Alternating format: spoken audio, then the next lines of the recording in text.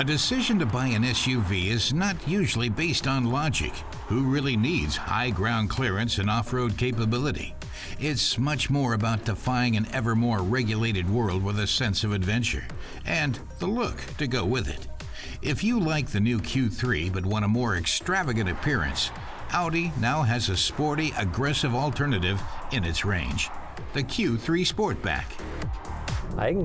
Car tester Emmanuel Schaefer says the Q3 Sportback logically should have been named the Q4, but Audi is already working on the e-tron family, and the name Q4 is reserved for that electric SUV. So this one got the name Q3 Sportback. But it's much more than a simple Q3 with a tapered rear end. Aber ist wesentlich mehr als ein einfacher Q3 mit abgeschrägtem Heck.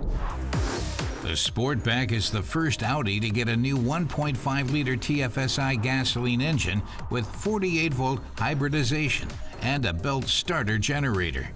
The boost function frees up an additional 9 kilowatts and 50 newton meters of torque when starting and at low speeds for up to 10 seconds.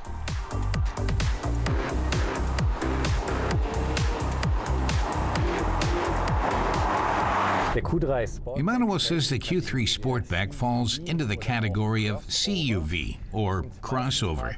This mostly consists of vehicles that are based on a sedan platform and just look like an SUV. Any off-road technology SUVs may have usually falls away, at least in part, and four-wheel drive is only optional. But with a CUV, off-road capability is not the main selling point. It's the higher seating position, in combination with the lifestyle factor, the coupe-like exterior design. Also diesem coupéhaften Außendesign.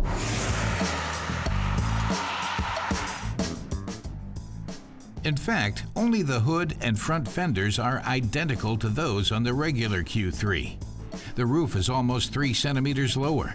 In contrast to the other SUV models by Audi, the Q3 Sportback switches out the vertical bars in the single-frame grille for a high-gloss black honeycomb structure. The windshield is flatter, and the doors have been redesigned to accentuate the fender flares. The Sportback's rear has been stretched a little to 4.5 meters, longer than the normal Q3.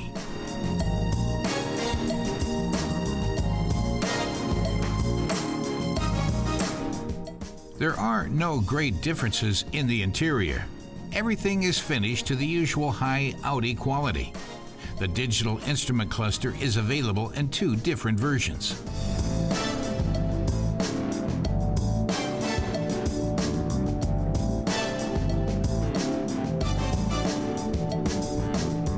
Optionally, there is a phone box in which a compatible smartphone can be charged wirelessly.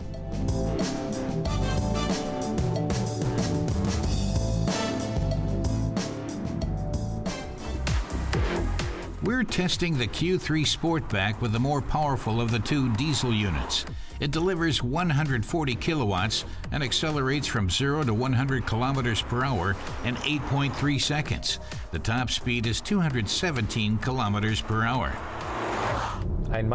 Emmanuel says a drawback with sloping rooflines is usually the minimal rear view.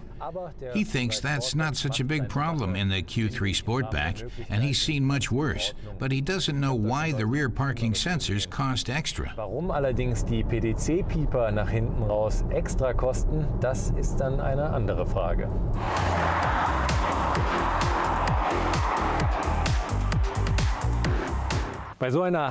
He says sloping rooflines often take their toll on the passengers' heads, so we'll see if that's the case in the Q3 Sportback.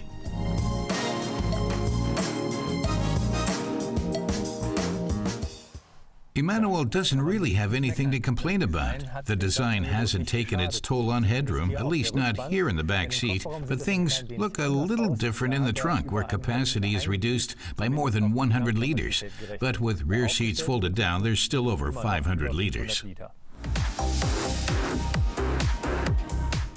In contrast to the normal Q3, the Sportback comes with sport suspension as standard, along with progressive steering.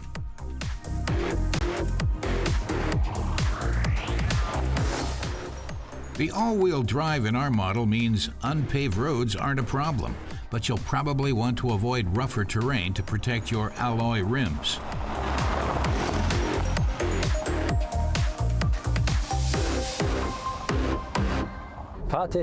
Emanuel sums up saying it's no wonder the Sportback isn't much different technologically from the normal Q3. The engine range is largely identical. It costs about 1,600 euros more, but also comes with features like Audi Drive Select as standard. And if you take these into account, then the Q3 Sportback doesn't cost more than the normal Q3. He thinks that's unusual because people are usually willing to pay extra for design and lifestyle features. Mal extra bezahlen lässt. The Q3 Sportback starts at 36,000 euros in Germany.